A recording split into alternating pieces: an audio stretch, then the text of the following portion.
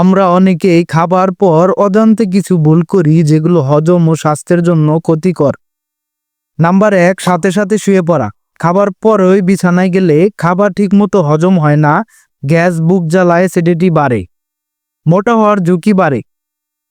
Number 2, সাথে সাথে অনেক বেশি পানি পান করা। খাবার পর খুব বেশি পানি হজমের রস পাতলা করে দেয়, হজম ধীর হয়ে যায়। নাম্বার 3, ধূমপান করা।